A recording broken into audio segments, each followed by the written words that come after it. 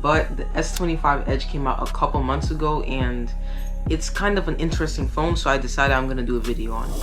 This is Samsung's slimmest phone yet, and not gonna lie, they kind of broke physics making this phone. Okay, so phones these days are usually thick. So let's figure out why companies like Samsung and Apple and Oppo and other companies are trying to make slimmer phones. So first of all, phones are usually thick because they have big batteries, they have big cameras, and then they have a bunch of other stuff inside. So they need the space to put all that stuff in a nice compact thing. They try to make it as small as possible, but as good as possible. So slim phones, especially Samsung, companies usually advertise them as like more portable. Okay, our phones are portable already, so what's the point? Okay, so where does it fit on the Samsung lineup? So this is in the S25 lineup, which is why they call it the S25 Edge, and it fits in between the S25 Plus and the S25 Ultra. The S25 Plus is $999.99, so technically $1,000. This one is $1,999, and then the S25 Ultra is $1,299. And basically, this is for those who don't want the S25 Plus, but want something that's better than the S25 Plus, but then not as crazy and expensive as the Ultra. So this is like right in the middle of those two. Okay, so now let's talk about the downsides. So, considering it's a slim phone, it doesn't have that big a battery. It's actually a 3,900 milliamp hour battery, which is even smaller than the one seen on the S25. If they made it silicon carbon, it wouldn't be like that, but it's still a lithium ion battery, just like the new Z Fold 7 and the Z Flip 7 and all those other phones. And honestly, I don't understand why Samsung isn't leaving this lithium ion battery thing and why they're not just tackling the silicon carbon thing. It's not like it's a problem unless they just don't have the technology for that. That doesn't really make sense. So I don't understand why they don't add silicon carbon to their batteries, but hopefully they start adding that to their phones next year. Because it's not a silicon carbon, like I said, it's 3,900 milliamp hours, and if you ask me, I'd rather take the thicker phone with the thicker battery. You guys can answer that too. Would you prefer a thicker phone and a bigger battery, or a slimmer phone and a smaller battery? You can also write that down in the comments too. And not just that, the cameras also need a lot of space. For example, the sensors. Samsung is known to advertise a 200 megapixel camera sensor. That's amazing. If you want to crop photos, it's amazing. So when you have a thinner phone, that means you have to take away some of that camera space to try and make up for the lost battery.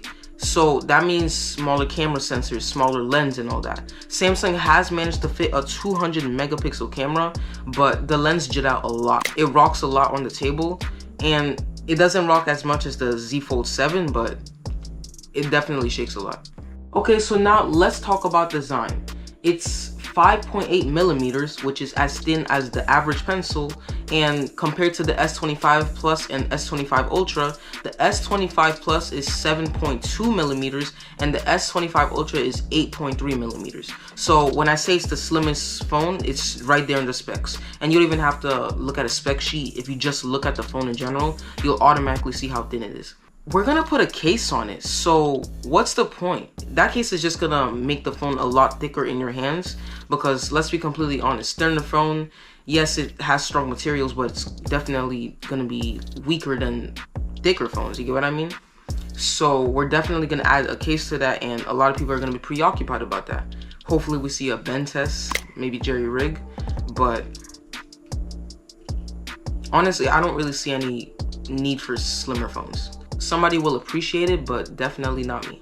As for weight, it weighs 168 grams, and that's a lot lighter than the S25 Plus and S25 Ultra. The S25 Plus weighs 190 grams, and the S25 Ultra weighs 218. Not only is it the thinnest phone ever, it's also the lightest phone when you compare those three.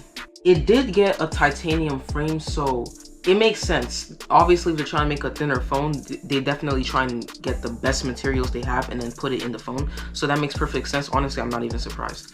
And then as for the cameras, like I said before, it has a 200 megapixel main camera, and then it has a 12 megapixel ultra wide.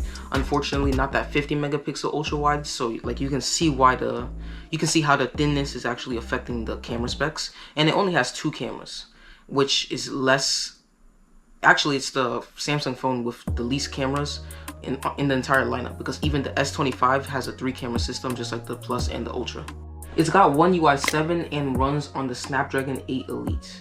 And then we've got the software stuff like Gemini, Circle to Search, and then in the camera we've got Audio Eraser and Auto Trim and all those stuff.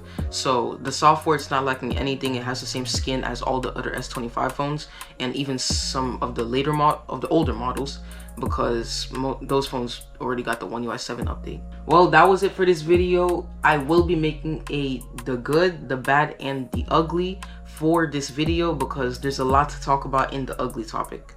Just so you know, if one of my videos ends up in the good, the bad, and the ugly, it usually means there's one point of interest that caused me to make the entire video. So right now, this would be the battery. That's like the thing I'm gonna hate on basically the entire video, because we need the bigger battery. I hope to see you in the next one. Peace.